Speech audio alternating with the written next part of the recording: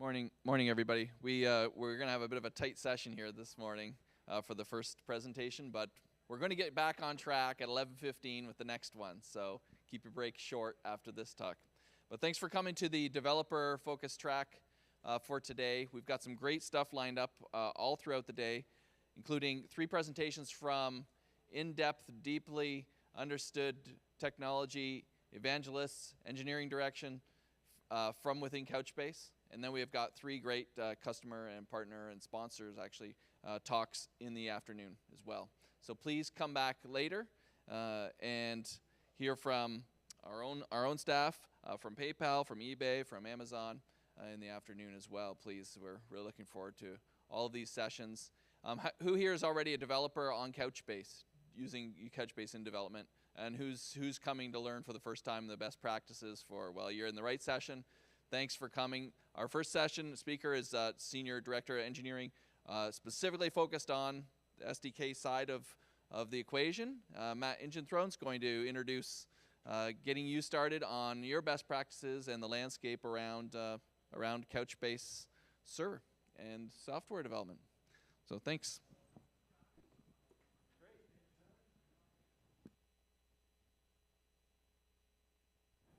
Good morning.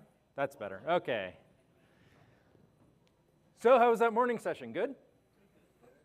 A little bit of a glitch there and went a little long, but as Tyler said, we'll get back on track. So I have plenty to talk to, but luckily I can speak quickly. I can scale. Here at Couchbase, we're all about scalability, up and down, so we can handle that. So I'm going to talk about a few different things. I want to give you a sense of what's happened from a programming model perspective. So if you're developers, and I'm really encouraged to see that there are a number of new people to Couchbase, you're probably trying to wrap your head around what's the programming model for the system overall. So I'm going to talk a little bit about that, but also touch on what we've updated with the recent releases associated with 5.0 and what we've done recently. Then we'll talk a little bit about what does it mean to get started with Couchbase and how you can actually use Couchbase as a platform to architect for your system of engagement, your next generation engagement application. So a little bit about programming model, going through this relatively quickly. So the Couchbase platform, over time, I'm privileged enough to have been able to start this back before we even had a name. Actually, before we had an architecture, and we were trying to figure out what is it we want to do here. And if you go all the way back in time, we started with what we knew. We were already we were basically building a component that was part of an engagement platform. So that was Memcached. And that was back in our first product. If you search the Wayback Machine that we ever shipped was North-Scale Memcached Server 1.0, and that was back in March of 2010. We later then went through and added persistence and replication, certain parts of the trade-offs that you run into when you're working through that model. We had to wrestle with what do we want to do in this particular case. Then we connected up with the founders of Apache CouchDB and added that to our mix. And so we started going more document-oriented. And then we got to a place where we were introducing Couchbase Server 2.0. That allowed us to have secondary indexes through the incremental MapReduce that was part of the system at the time. But we knew we wanted to go further. So we changed the programming model. We iterated a lot more towards being a JSON first, but not JSON exclusively, kind of programming surface area. And from there into Couchbase Server 4, which pretty much brings us to present day, although today we're releasing Couchbase Server 5, and we have new capabilities past that.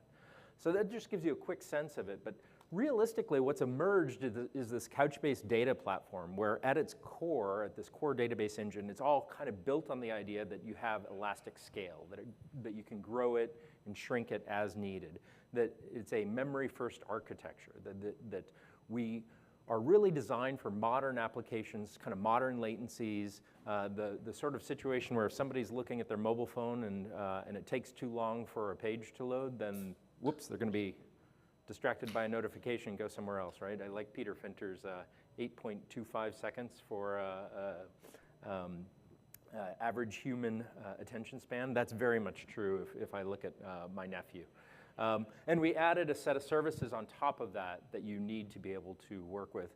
But on top of that is you as an application developer, compared to traditional relational database systems or many other database systems, you don't have to think about individual nodes inside the cluster. We abstract that detail away from your application. Sometimes some pieces will leak through the abstraction. That's just kind of the nature of the system, and I'll talk a little bit about that. But you can think of programming against Couchbase as a single system. So you're able to just program to Couchbase directly. So let's look at what that means. If you were to look at the core programming model, there are a couple of concepts that we have. And some of these look a little different from some different angles, which is kind of normal. But at the base level, there's this idea of a cluster. I'm programming to a cluster. I don't need to know where the nodes are. I don't need to tell it where the nodes are other than one node. But it has the ability to kind of understand the cluster information, understand things like topology. So you have APIs for things like opening a bucket, for getting information about a cluster, for disconnecting from the cluster. There's also a cluster management API, which is a little bit separate. So you might need to add nodes to a cluster or things of that nature. Most of those usually only come up when you're building test scaffolding and when you're writing your application, you want to build test frameworks on top of it. And then there's this idea of a bucket. Bucket is really sort of a unit of multi-tenancy. So bucket has resources associated with it. It's the place that you're going to put documents in. So you have this idea of maybe doing some management associated with flushing the data out of a bucket. In the case of views, looking at design documents. So it exposes this API that really allows you to kind of manage what's happening with buckets. And then on top of that, we start building the access into the services. Of course, any given database, whether you're in the NoSQL world or the traditional world, you can always kind of normalize them all down to key value, right? I have a set of data, and it has a name or a way to reference it. In the case of Couchbase, that's absolutely true too. So you have a KV interface, and that KV interface, its functional interface is really to just give you that basic document management. So you have the ability to do things like get, insert, upsert, remove, and over the course of time, we've actually iterated a little bit towards making that a little more database-like. So the difference between put versus insert as an example. Then we've added on top of that a view query API. That's really for being able to access these incremental MapReduce views that are part of Couchbase. But more interesting in recent years are the ability to NCL query the database. NCL is a superset of SQL. So it's SQL for JSON. Allows you to really query against that set of JSON data that you're putting inside that database. You might put it in through a key value API, but now you have this tool that allows you to really understand the data inside it, do a range query, find a particular item, things of that nature. So you'll have things like being able to do select star from default limit 5. By the way, don't do select star in production. Generally speaking. I guess it depends on what production is, but generally speaking. And then we added after that the FTS search API. And so that is more for, if you will, kind of fuzzy searching, if appropriate, but specifying a particular index. So search is a little bit different than query. Query is this expressive thing where you're able to just say, I want exactly this.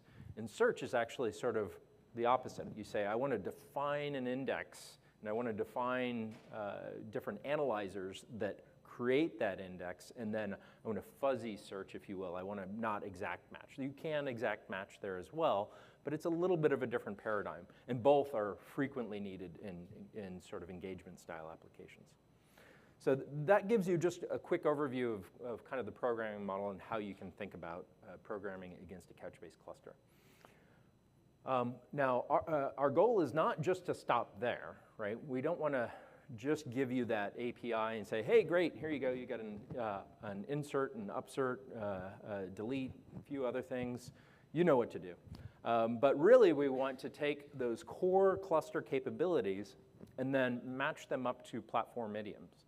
So what do I mean by that? If you're a Java programmer, then you're probably looking for a way to do asynchronous. And we chose a few years back to implement the RxJava as an async interface. We're actually looking to determine where we go with that. Do we go to RxJava 2 or do we go to Reactor?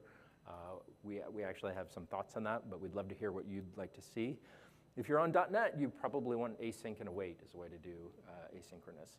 Another example would be supporting common data type APIs, right? So in .NET, you have system.collections. In Java, you have the Java Collections framework and the ability to just treat a document as a list, or the ability to just interact directly with that list, and also make that work on other platforms. So if I'm on Python and there is no functional equivalent, then there's an API there. So meet up with those platform idioms so it's very natural to you as a software developer. And then but we also want to go past that, right? We want to go up the stack into frameworks. So we continue up into things like ASP.NET and Spring Data and Ottoman.js. For those who are familiar with maybe Mongoose on MongoDB, Ottoman.js is a functional sort of equivalent. It actually has a number of advantages. If you want to hear more about that, look to my presentation from last year. So that gives you a sense of what we try to do in kind of building that surface area. Yes, there's the core, but then we try to meet the platform idioms and go past that up the stack. More recently, in recent releases, the kinds of things that we've been working on are adding directly to that API surface area. So this is all prior to 5.0. Those who were at the workshop yesterday, you probably encountered the mutate in function, right? And so there is now this sub-document API that gives you the ability to describe to the cluster, here's a set of things I want you to do. I'm going to chain up a set of commands and then ask you to execute them. So that allows you to, with JSON, be able to interact with the sub-document API. Of course, you can always do that in a very expressive way with Nickel as well, but the sub-document API is that really fast way to directly address a document. Also, the data structures API, which I mentioned just briefly, the implementation of that common platform API. Other things that we've done recently, as I said, we want to meet platform idioms, often the .NET world. Microsoft has been working on .NET Core. So .NET is now breaking down into its component pieces. And there are some changes to the way that we as a library on top of .NET, as on top of the .NET platform, need to meet up with them. So we now have support for .NET Core, so you can run that on Mac OS or Linux. And they've also broken up the way that you assemble the components. We've also added things like cluster level authentication. So as Couchbase added additional services, we needed to handle that. User and cluster management, analytics, query support. Analytics is in a developer preview. There's a session on that later today. But also going further up that stack. So we took Spring Data from a project to a product. It is now a supported platform as part of an enterprise subscription if you're one of our users, subscribers to enterprise. And more for Ottoman on Node.js.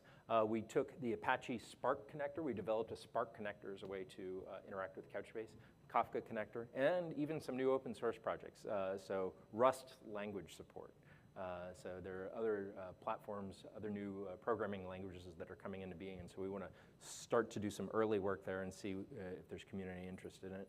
And things like streaming data over WebSockets. Yes?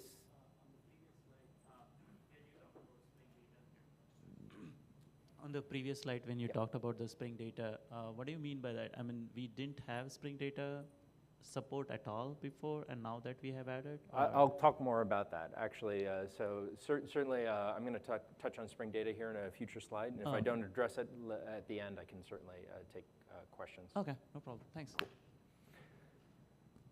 So with 5.0, right? What's new with 5.0? We're in the tech industry, so we always have to have the newest, latest, greatest thing. 5.0 ships today, possibly yesterday. I don't know. Tyler might know what day we put it on the website.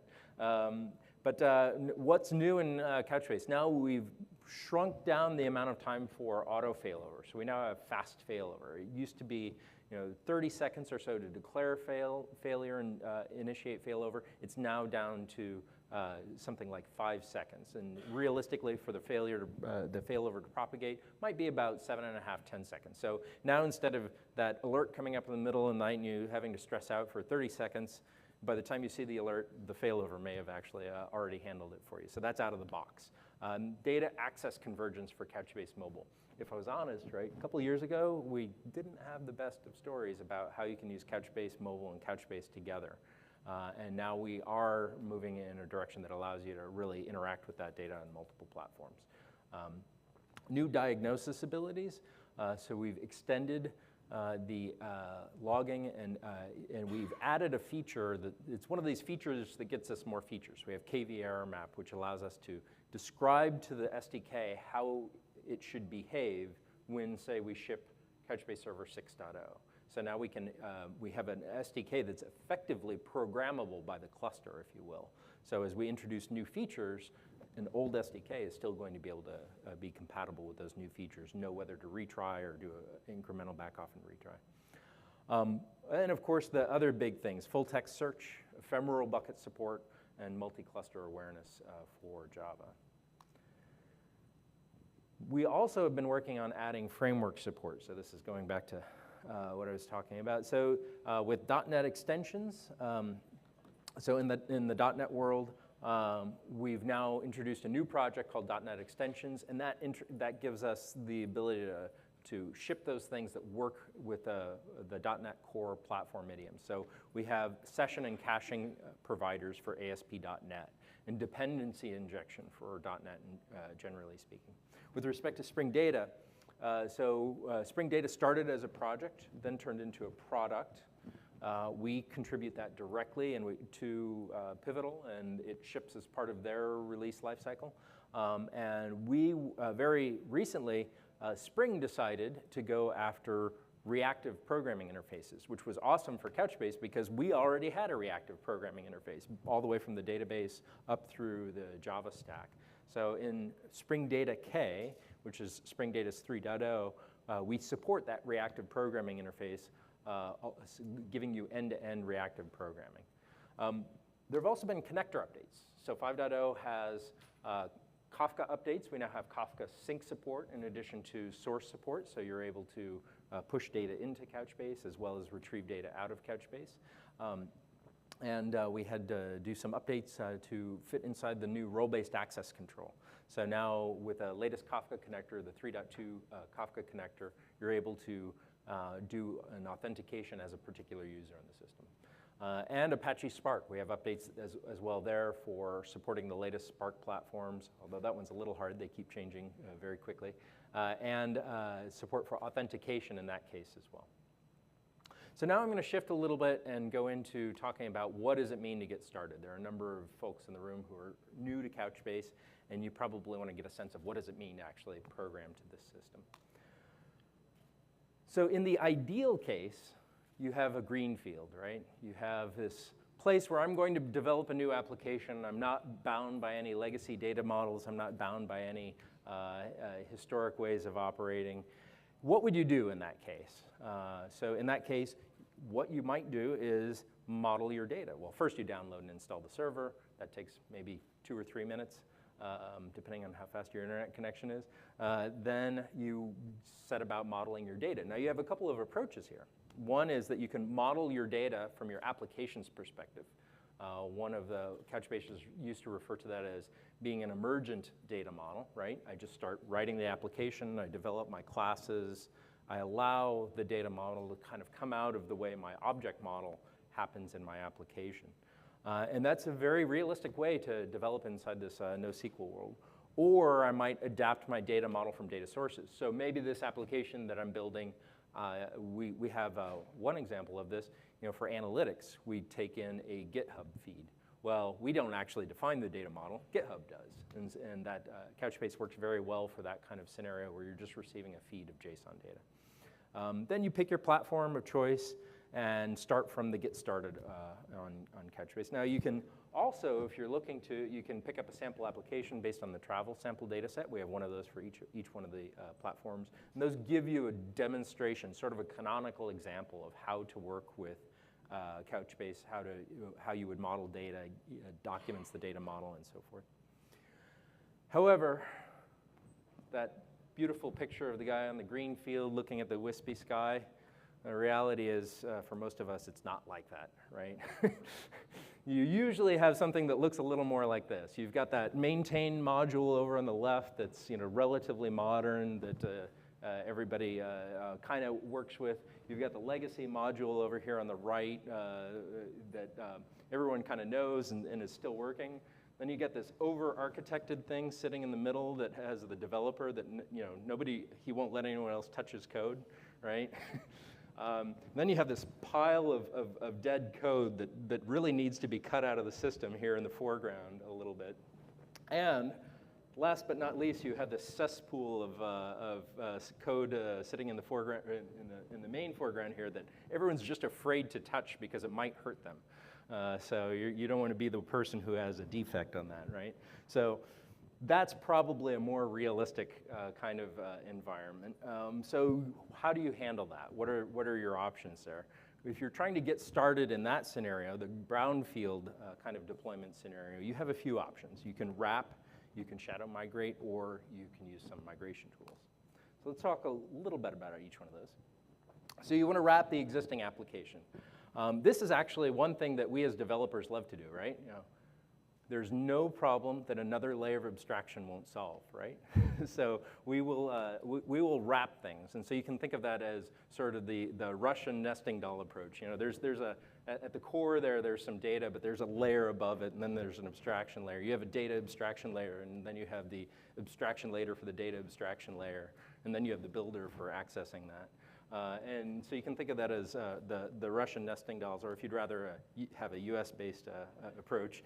And so one way to do that is you can add a cache, right? Almost any application is going to have a benefit by being sped up a little bit.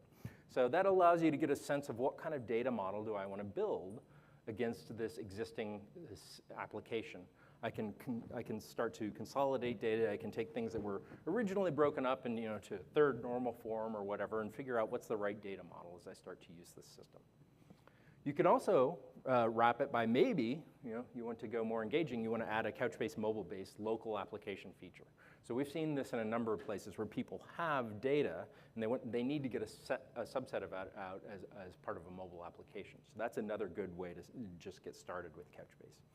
You could introduce a feature, use Nickel or FTS maybe for recommendation targeting or metadata management for an existing application, or maybe you can improve profile management on the system.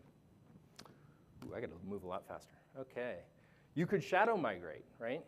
So what this means is you can take that data access layer that you've written, hopefully, and you can write to multiple systems and read from the existing legacy system until you're ready to kind of put it out to pasture, if you will. Or you can slowly introduce application changes. And so Couchbase, we actually have a services consulting engagement where we'll help you plan this out in whatever's appropriate in your environment. You might introduce that data access layer in that particular case. You might turn part of it into a message-based architecture. What happens in the end? In some cases, you actually just leave that old system in place. It's still useful. It may still have a number of things that are accessing it, and it becomes maybe not necessarily the primary data source anymore, but it's a primary data source for certain parts of the application. Or you can use some migration utilities to get off of that. Another option, of course, is to migrate using tools. So we do have, as a developer preview, we've been in the process of contributing it to Talend. Support for Talend is the Talend Open Studio, and that's a screenshot of it there on the right. That gives you the ability to define, I want to extract, transform, and put data into Couchbase, either one time or over time as data is coming into the system. You could also, through something like Spark, one of Spark's great use cases is actually ETL, extraction, transformation, and load. A little bit different of a case. You're going to probably have to write some Scala code, but it can work very well for that kind of one-time or long-time migration, as well as things like Informatica. Informatica has had support for Couchbase for some time. And there are the Couchbase tools themselves, CB transfer, SDK bulk APIs, and CB import. So that gives you a quick sense of how to get started. Let's talk a little bit about now what's different when you're programming against Couchbase. So if you're architecting for engagement, you're developing a new application, there are a few things that are going to be a little different than your traditional relational database development paradigms. And I kind of broke those down into the fact that the system is memory-oriented, there's some durability differences, consistency differences, and you're going to potentially have to handle the kinds of loads that you didn't have to handle before. You know, I now have a consumer-facing application, and so an enterprise-facing application, you know, it used to be enterprise was the big thing, but now a consumer-facing application can be dramatically larger and have a dramatically larger cost if you get it incorrectly, get it done incorrectly. So over the course of time, memory has gotten dramatically cheaper. You know, not a surprise. But I remember when this started affecting operating systems, and when applications, you could kind of sense that people, instead of writing things that were disk-oriented, they were writing things that were more memory-oriented. And then we went from memory-oriented to distributed memory-oriented, right? So now at Couchbase, we started building this system specifically for these really low latency and high throughput kind of approaches. And as part of that, it turns out, I don't know how many of you knew this, it turns out memory is a lot faster than disk. So you all knew that, I guess. But anyway, so as we were developing the system, we still wanted to have that memory-oriented latency, but eventually you got to drain that data down to disk. And so what that means is that we would need to come up with what is the trade-off. So we allow you to operate at memory speeds, but that means that if you happen to load the system too fast, the system might have to push back on you. This is what's called tempo OM, or temporary failure. And it's one of those things that you do potentially have to plan for in your application.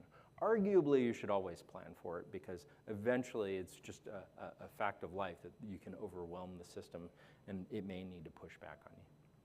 From a durability perspective, there are some durability differences. And I like to think of this as the question, like, what does durability actually mean on a cluster of cloud nodes, right? If a node on EC2 with its EBS system fails, am I going to take the application offline until I get it back? No, not at all, right? So durability to disk on any given node is not actually durable. Really what that means is that you as an application developer might need to decide, what does durability mean in this particular context? So that's where we have a couple of features like that we call durability requirements. And that allows you to, through an enumeration on the end of the mutation operation, say, I want to pause my application execution until this has replicated to 2 locations, or until this is persisted in multiple locations. Because not every write is the same as other writes. You know, there are some situations where maybe I'm doing a social gaming application, and I'm updating player location or some player statistics, and that's a little different than maybe locking out a player's account, right? In the player's account, I may want to be a little slower about that because I want to make sure that occurs before I go on to the next operation. So you as an application developer have the ability to control that. Then there's a flexible consistency. So if you will, that gives you as an app developer the ability to change what kind of consistency you get from the system based on the context. So the examples I like to give are something like looking at a leaderboard for a social game. You know, that leaderboard is constantly changing, and there really is no now, right? If two players almost simultaneously get a different number of points and they're battling for number 1, that the order in which that occurs is actually kind of depends on your perspective. So the game player on their local system, they'll see that they've made number 1, but it turns out somebody else did too. So that can change. So for a lot of things, it's actually okay for it to be inconsistent. But then there are other situations where you do want it to be consistent. as an example, I want to change my email address. And I certainly don't want to log back into the system later and see that my email address is my old email address. That would be really confusing. I just changed my email address. Why is it not changed? And so in Couchbase, we have some trade-offs. We've any primary access to a given entity, to a given document, is always consistent. Any secondary access, typically through a secondary index, is by default eventually consistent, but you have the ability to specify if you want that to be consistent with respect to a particular point in time. And then, okay, and then finally, there's managing load. So as you can see, there's an example of back pressure here on the screen. Back pressure is when you have, you're trying to go quickly and then there's something else in your way and it's slowing you down a little bit. Under stressful conditions, you may need your application to handle back pressure. So we expose that in a couple of different ways through the SDKs. In the Java SDK, there's a back pressure exception, and Node that and .NET that manifests in a slightly different way. And then there's some other features like circuit breakers. If, for example, for a given service endpoint, I'm going to do 6 things, and one of those 6 things times out, I really don't want the whole application to constantly time out. That's going to, if I'm waiting a long period of time, from an end user perspective, it may appear as down. So you might want to look at implementing circuit breakers, and we have a few features that help you do that, and we're looking to do more in the future. The presentation I did 2 years ago talks a little bit about that concept. So I'm going to just kind of wrap up here by saying you with the Couchbase data platform, you have this core for an engagement-based application. It's a programming model that gives you a substrate that handles a lot of the details, things like auto failover, cross-data center replication. Now an East Coast data center is easy, where with many systems it's not. Gives you the ability to do things like polyglot persistence by integrating with external applications and security. So the call to action would be, we'd love to see you download Couchbase and whatever platform you'd like to use. Start developing, try a sample app. Engage us on the forums or here at the conference. Go to community.couchbase.com and share what you build and what you'd like to see next. So we look forward to that. So there's a break shortly after this, but I think we have a couple minutes for questions. And I've got a microphone here, so if you have any questions, just raise your hand and we'll answer them. Apologies for blazing through that, but I got through it. Are you guys planning to do a Scala API? Excellent question. So there is a Scala wrapper right now, and we have talked about whether or not we want to try to put some more effort into that from a Couchbase engineering perspective. It's one of a bunch of different things. The guy who actually makes those decisions is that one. No, he's turning around. Tyler's the product manager for SDKs. So at the moment, we don't have firm plans for a direct Scala SDK. But for those who don't know already, you can use Java code from Scala. Love to hear more about your use case. If you can muster a mob and corner me, like the bigger the mob, the more higher potential there is for something more formal to be developed. Yep. Another question over here. Question about Go. We have a production already production supported Go SDK. Have had for a couple of years now. So it's already it's a first class citizen already in our SDK. Yep. Another question. Other questions up front. Yeah, Rust is not yet production, although we've been getting contributions on Rust. We even have an Erlang SDK that is based on a NIF, so we've got one for almost everything. Yep. So you just touched base on the next plan for RX. Is it RX2 or Reactor? Yeah, so that one's a tough question to answer. So just to repeat the question, so here's what's happened. We're based on RxJava 1.x, and RxJava 1.x is being replaced with RxJava 2.x, and 1.x is going to go away. And meanwhile, there's Reactor, where a number of the RxJava people have gone to. And then Java 9 has some reactive streams. And so it creates a, sort of a where do we go next kind of question. Our current thought is, but we haven't actually gone through all of this, our current thought is that we think we can actually build a reactive stream interface so that then we could actually implement multiple of those external interfaces. So at the core, we're actually all set up to do that. We're contributors to the Netty project. All of that is, we wrote a memcached implementation, and we use the HTTP. So we have, it's all asynchronous internally already. We just have to figure out how do we want to expose that API.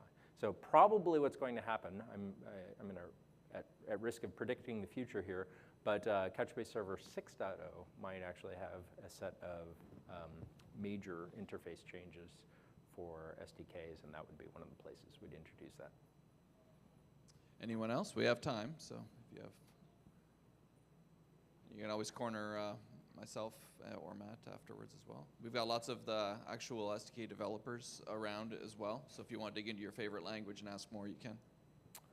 It's more a general question. I Yep. want to know how to download documents for offline, and I only see the HTML documents on the website. Yes, so I do know the docs team does have in their roadmap plan for PDF downloads of the documents themselves. For API documentation, at least for .NET, Java, that's already downloadable. Are you looking for a particular platform, or?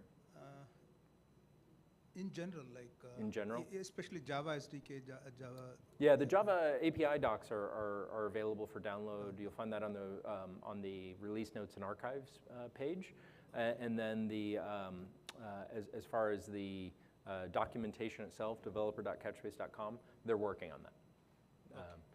Okay. But I will also tell you that it's all in a GitHub repository, so you can clone it and read it. Yeah, yeah. The question was, which application would I recommend to read those files? Personally, I just use Emacs, but I'm looking at the markup and so forth. If you look at the README, you'll see instructions on how to turn it into HTML or PDF. The reason I know that's there is I wrote that part of the README because I had the same problem. Yep. So Last question. Last question. I know. Yep. So we know that there is a caching layer if we are using Couchbase server. Is that would you say that that should augment the other caching mechanisms that you would have in your architecture, like Redis or any other external caching mechanisms? Or technically, I wouldn't even need those? Like, Generally speaking, yeah, just to repeat the question, so would that caching layer built into Couchbase augment existing caching platforms that I'm using? Generally speaking, I would say you don't need them anymore. Little secret I would tell you is I have seen in production situations where people have wrapped MongoDB with Couchbase for the purposes of making MongoDB faster. But the one situation where maybe it might make sense is front-end caching. Say I have certain things that are hit so fast that I don't even want to have to go to Couchbase. Couchbase can serve things at line rate. But having spent a lot of years on caching, cache coherency sorts of problems, the most valuable cache is the one closest to the user. So sometimes you'll want to do that. So thank you very much. Enjoy the day, and by all means, grab me if you have any other questions. So we'll be starting our next session at 1/4 as in the schedule. So if you need a quick drink, now's your chance. You got about 5 minutes. And then come back for, we've looked at the developer kind of side of things. We're going to dig into more of the tools and some of the new features that are in some of the tools that we didn't talk about with Eben's presentation next.